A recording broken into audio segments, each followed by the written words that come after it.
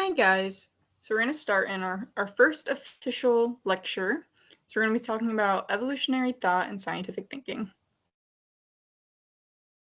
Starting off with some key terms that you need to know.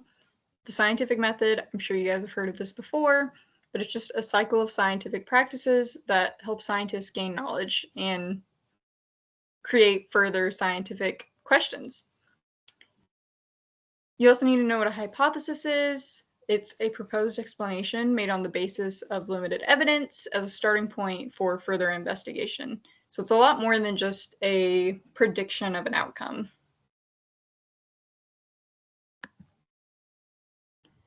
So moving further into the scientific method, we are going to follow this structure for it. There are other ones for the scientific method, and obviously not every study is going to follow this pattern exactly, but for this class, this is the one we're following. So you're going to start by making an observation. So what is the problem or the question that you have or the unknown? And this is going to be something that normally you can observe or something that you've heard about and you're questioning further. Once you've observed an issue, then you're going to create some kind of question about it. So you're going to research some background information and figure out what is known about that subject. Because you can't know what isn't known until you know what is known. Then you're going to create your hypothesis. This is essentially your prediction of possible outcomes, but like I said, it's a little bit more than that. Then you're going to form a test or an experiment to try and prove your hypothesis. For a lot of social sciences, this can take the form of collecting data. For forensic anthropology or biological anthropology, oftentimes this is measuring bones to try and find a trend or to create better markers on bones for different types of estimation. But in other cases, this can just be more background research or like a bibliography of what research has already been done on it. Then you're going to collect your results. So you're going to present your collected data. Normally this is done in some type of table. And you're going to also include details that can impact the outcomes, because if somebody else is trying to replicate your study or your experiment, they need to know those things. Then you're going to draw your conclusion or a discussion of what was found. And basically you're just deciding if your hypothesis was correct or not, and then what officially impacted the outcome. If your hypothesis was not correct, then typically you will go back and rework something to try and figure out where it went wrong. And then, of course, once you are all done with this, your hypothesis is proven correct, then you're going to want to share this material, because what's the point of doing all this work if nobody else gets to learn anything from it? You can share it in many different ways, and this can depend on which field you're in. So this could be some sort of report. This could be a presentation at a conference. This could be a publication in a journal, or a chapter in a book, or a whole book if you are wanting to be that detailed. It could also just take the form of like a formal lab report. So when you're creating your hypothesis, you need to use a conditional statement. So these are just if-then statements. There's something called a null hypothesis, and this is basically a hypothesis that disproves your data. So say you're presenting at a research conference, another professional in your field that's done similar research might come up with a null hypothesis because they disagree with what your study presents. Whenever you are then coming back to that and trying to explain or disprove why that null hypothesis isn't true, you're going to use something called an alternative hypothesis. And these are typically observations that are the result of a real observed effect. So something that you actually can see.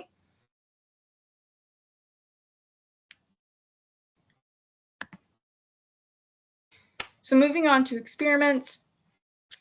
You guys, I'm sure, have heard this all before in any science classes you've ever taken, but you're going to have four main aspects. You're going to have an independent variable, which is the variable that you are changing as the experimenter and controlling in that experiment. As a result, you'll have a dependent variable, and this is the variable that's actually being tested and that reacts to what you've changed with the independent variable. You also have a control group. So this is the group that has minimized variables and that you are trying to keep as neutral or as natural as you can so that it acts as a baseline so that you can compare your experimental group and your results to it. Your experimental group is obviously just the one that is being administered the testable variable. So if you're thinking about testing a new medicine, your control group is going to be the group that is given the placebo pill, so like a sugar pill that does nothing. And your experimental group is going to take the actual medicine that's being tested.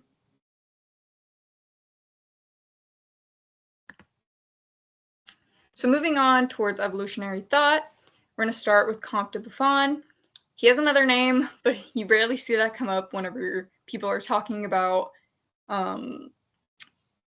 like literature and his thought processes, what he's contributed to these ideas of evolution. And he was born in 1707, died in 1788. You guys don't need to know any of these dates. I only put them in there so that you can understand how thought has progressed over time. But Comte de Buffon was a French naturalist, and he believed that Earth was older than biblical predictions. At the time, the only source of information about how old the Earth was the Bible. So people were very religious at this time. They didn't really believe Buffon. They actually considered him fairly radical for even suggesting that the Earth might be older than what the Bible could prove. They also considered him pretty radical because he had this idea that animals were created spontaneously and then descended. Essentially, evolution, but not quite. But he believed that they descended from a single breeding pair. He's not an evolutionist because he actually believed that animals had an original perfect form that they were created as, and then instead of evolving to their environment, he thought that they devolved through time into a less perfect state. This was radical because, again, people were very religious and assumed that all animals that you had any knowledge of or saw on Earth at the time were created by God in the exact form that they were currently in, and therefore they were perfect and could not change.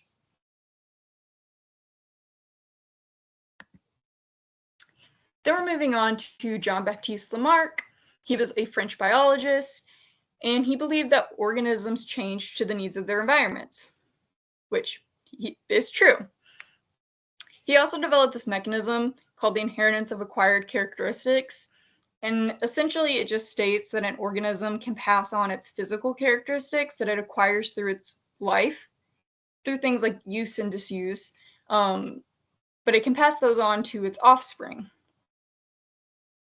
This isn't a totally incorrect thought, but his version of it was. He essentially believed that whatever happened to an organism during its life would then be passed on to its children. So if an animal lost one of its paws, then its children would be born without that paw. He was really, really fond of using giraffes for this. He just wasn't a fan of them. He thought they looked kind of unnatural, which I guess is fair if you hadn't seen them as commonly as we do now with the internet and stuff. But he believed that way back when that the original giraffes had short necks and that a couple of these giraffes were then trying to stretch to reach higher branches for food. And the stretching made their necks just a little bit longer, and they stayed like that.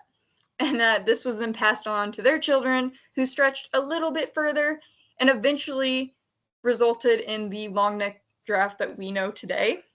This isn't correct. That's not how that really works.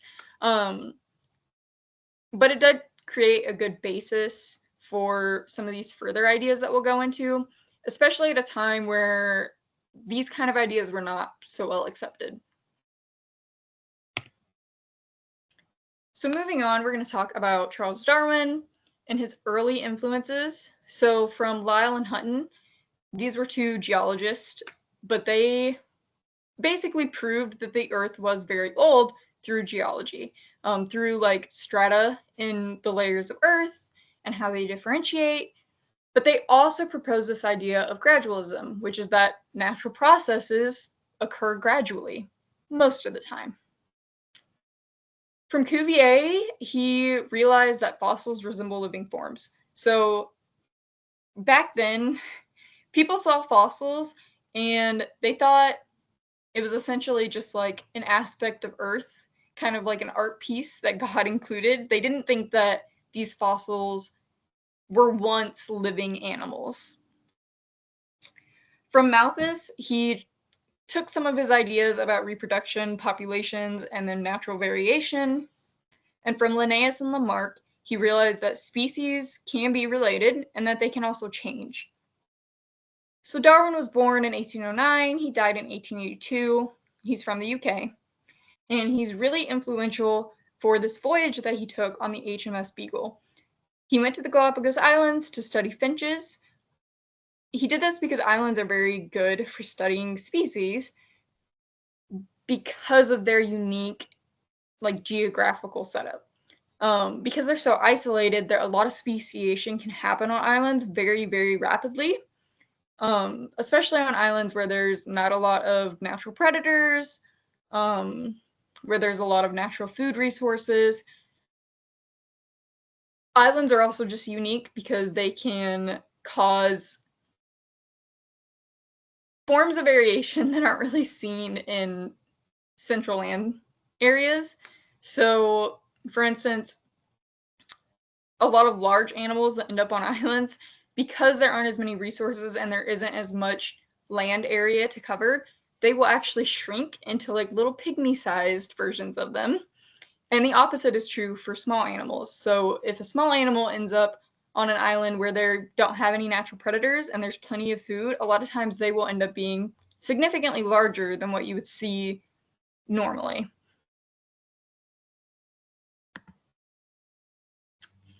Darwin was a naturalist, and he went and studied these finches. While he was there, he realized that all of these different species of finches, a lot of them had different like beak constructions, they had different color patterns, and he realized that that was them adapting to their environment. So some of them preferred certain seeds, and they needed a certain type of beak to be able to crack them open. The coloring, depending on where they were living at the island or where they migrated to in other times, helped them camouflage. And some of them used it for mating purposes as well. But through all of this, he developed this idea of natural selection, which was his mechanism for evolution. But he called it descent with modification. So he considered it the passing of traits from parent to offspring, which is called heredity. He also developed this idea of common descent, where one species is the ancestor of two or more species later in time. So this is really where we start to see true theories of evolution happening that have a mechanism to support them. And natural selection is actually still one of the mechanisms of evolution that we recognize today.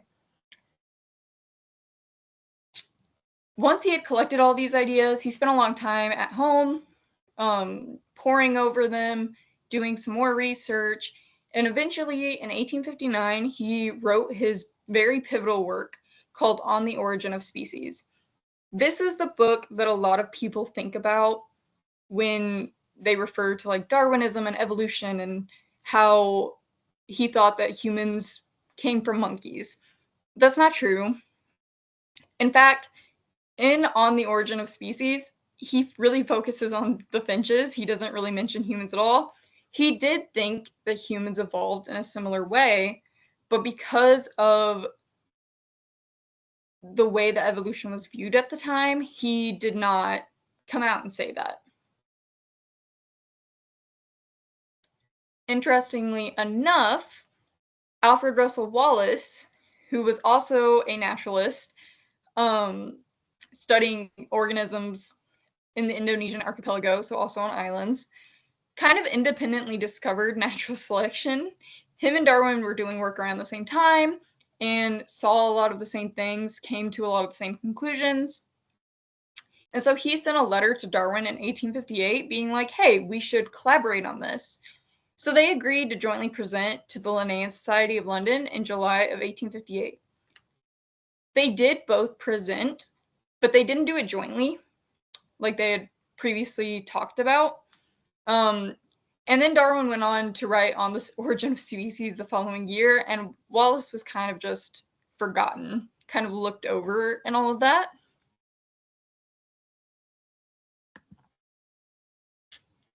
Then we get to Gregor Mendel.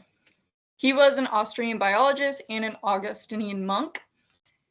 He was also writing around the same time as Darwin, but Darwin grew up in a very affluent family, so he had a lot of social connections that had a lot more social and political power. Mendel grew up relatively poor and did not have those connections, and that's actually why he became an Augustinian monk.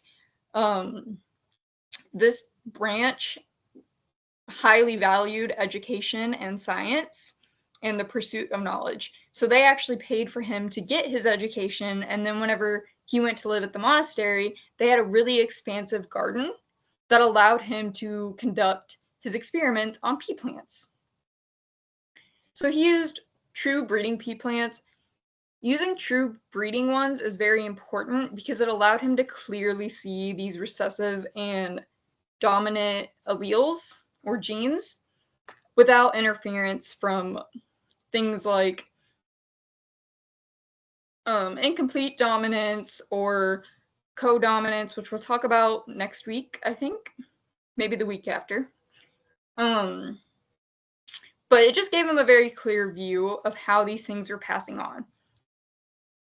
So through this, he developed this idea of the law of inheritance, which states that genes are inherited as pairs of alleles or traits that behave in a dominant and recessive behavior pattern. There's a video on this week's topic. You guys should watch it. It will further explain Mendelian genetics. It'll also talk a little bit about Punnett squares, which we'll go into more next week.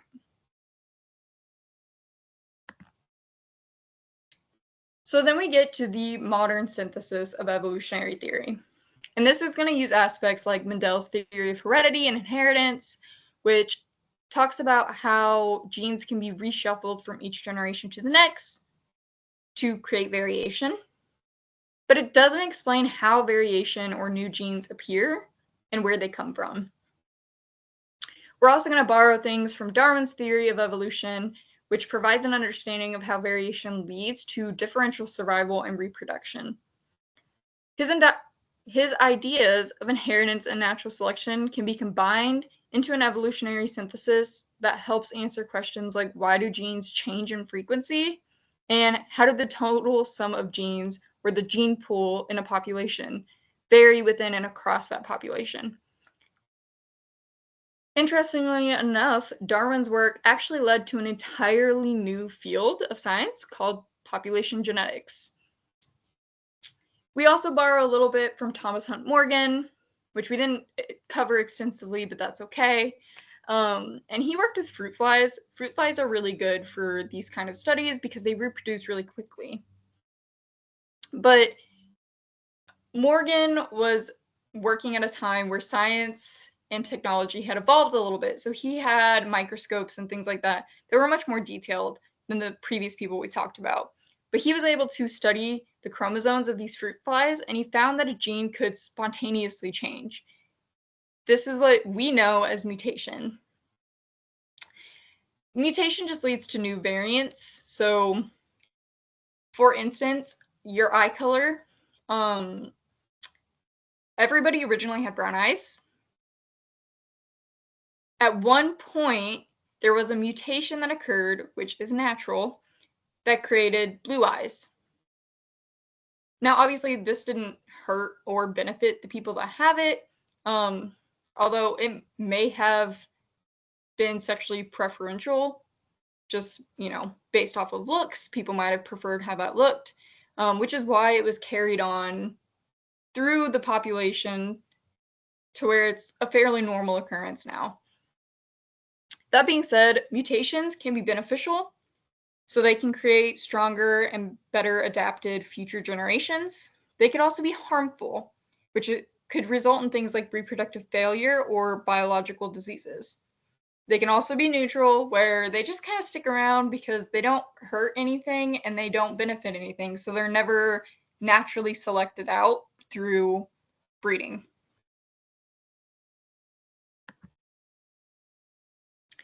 Some key evolutionary terms that you need to know. The law of segregation. So this is the idea that particles or genes for traits appear separately in the sex cells of parents and are then reunited in the offspring. So this is just the idea that your parents with their X and Y genes can pass those traits on to you, but it doesn't have to be in equal amounts because they're being passed on independently.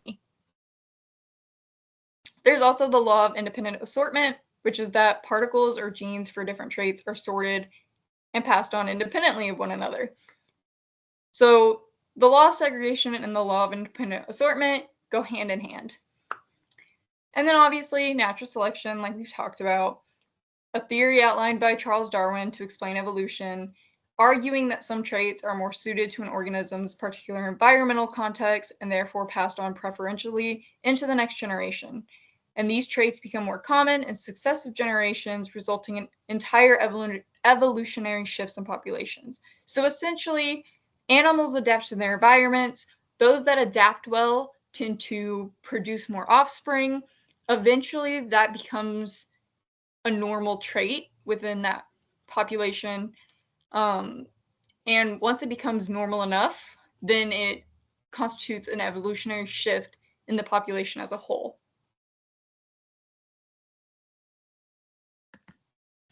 And this is just a fun little diagram that shows you the branches of life throughout time. Through this, you can see that the Earth is really, really old. There's been a lot of living organisms throughout its history, and humans, which you can see here in the little mammal section, haven't existed for that long. Mammals themselves have existed a little bit longer than humans have, but in the grand scheme of things, we haven't been part of this planet's ecosystem for most of its existence. I cannot talk. Sorry. But that's just kind of cool because for us, that's really hard to imagine. We have relatively good ideas of the history of the human race. Obviously, when you start getting into human ancestors, it gets a little bit rockier. But that seems like such a long time for us, and in reality, it's not. But watch the video on Mendelian genetics. The only thing that you have due this week is your lab. That'll be due on Wednesday at midnight. And that's all I have for you. So let me know if you have any questions or if you need any clarification. Oh, I will say, as you guys are completing this first lab, please make sure if it says to draw something that you draw it. Don't take a picture from Google or from the lecture. Draw it out and take a picture, upload it with your document. However you want to do it is fine. But make sure that your actual lab paper is saved as a PDF when you submit it. This is especially important for anyone that has a MacBook because it is not the most compatible with Blackboard, and I always end up having a lot of issues with it. So just be careful when you're submitting your stuff. Keep that in mind. But yeah, let me know if you have any questions, and I hope that you guys are having a good start to the semester so far.